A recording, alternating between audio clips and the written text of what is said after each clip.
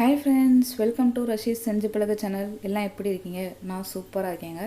So நம்ம இன்னைக்கு key rice எப்படி செய்கிறதுன்னு தான் பார்க்கலாம். வாங்க வீடியோக்குள்ளே போகலாம்.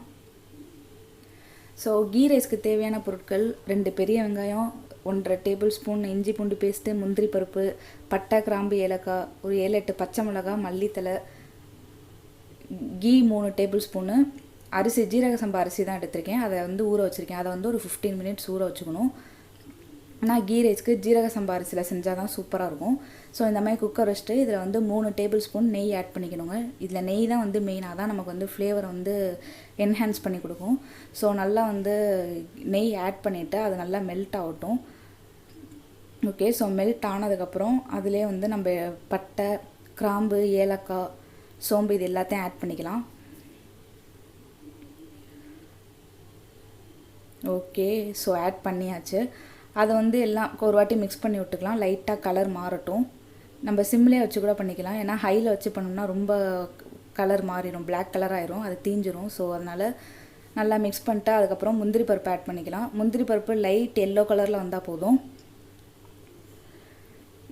ஓகே, ஸோ அடுத்து நம்ம வெங்காயம் ஆட் பண்ணிக்கலாம். வெங்காயம் நல்லா ப்ரௌன் கலரில் வரணுங்க. அப்போ தான் நம்ம நல்லா டேஸ்ட்டு கொடுக்கும். ஸோ அதுக்குன்னு தீச்சிடக்கூடாது, நல்லா ப்ரௌன் கலரில் வரணும். நல்லா இந்த கலரில் வந்ததுக்கப்புறம் நம்ம இஞ்சி பூண்டு பேஸ்ட்டு, நம்ம பச்சை மிளகாய் எல்லாத்தையும் ஆட் பண்ணிக்கலாம்.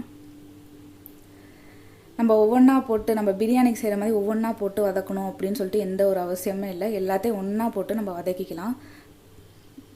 அதோட பச்சை வடை எல்லாம் போனதுக்கப்புறம் நமக்கு தேவையான அளவு உப்பை ஆட் பண்ணிக்கலாம். ஓகே, ஸோ உப்பை ஆட் பண்ணிட்டு நம்ம நல்லா மிக்ஸ் பண்ணி வச்சுக்கலாம். நல்லா எல்லா இடத்துலையும் உப்பு ஸ்ப்ரெட் ஆகிற மாதிரி. அதுக்கப்புறம் நம்ம அரிசி கழுவி தண்ணி ஊற்றி வச்சுருக்கோம் இல்லையா, அதை அந்த தண்ணியோடு நல்லா ஆட் பண்ணிக்கணும். இந்த ஜீரக சம்பா அரிசியை ஆட் பண்ணிவிட்டு நல்லா ஒரு வாட்டி மிக்ஸ் பண்ணி விட்டுக்கலாம். நான் ஒரு படி அரிசிக்கு 2 சொம்பு தண்ணி எடுத்திருக்கேன்.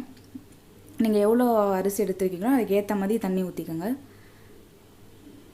ஓகே, ஸோ நான் இன்றைக்கி 2 விசில் விட்டுருக்கேன். பாருங்கள், நல்லா சூப்பராக வெந்துருச்சு. நல்லா பதமாக இருக்குது, ஆசமாக இருக்குது, நல்லா வாசமாகவும் இருக்குது, டேஸ்ட்டாகவும் இருக்கும்னு நினைக்கிறேன். நல்லா இந்த மாதிரி மிக்ஸ் பண்ணி விட்டுக்கோங்க. நல்லா உதிரியாக ஆக்கிக்கோங்க. அதுக்கப்புறம் மேலாப்பில் நெய் நம்ம ஊற்றிக்கணும். ஏன்னா நல்லா அப்போ தான் திறக்கும் போதே நல்லா வாசமாக இருக்குன்னு சொல்லுவாங்கள்ல, அது இந்த நெய்னால தான்.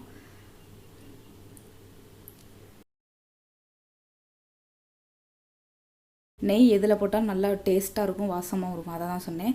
ஸோ ஓகே, அடுத்து மல்லித்தலை ஆட் பண்ணி அதையும் ஒரு வாட்டி மிக்ஸ் பண்ணிக்கலாம். ஓகே, சூப்பர்பாக இருக்குது. வாவ், செம்மையாக இருக்குங்க. நான் நினச்சதை விடவே அதிகமாகவே சூப்பராக இருக்குது. நீங்களும் ட்ரை பண்ணி பாருங்கள், உங்களுக்கும் இது பிடிக்கும்.